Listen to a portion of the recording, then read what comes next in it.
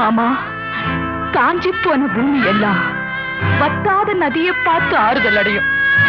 அந்த நதியே காஞ்சி போயிட்டா துன்பப்படுறவங்க எல்லாம் அவங்க கவலைய தெய்வத்துக்கிட்ட முறையிடுவாங்க.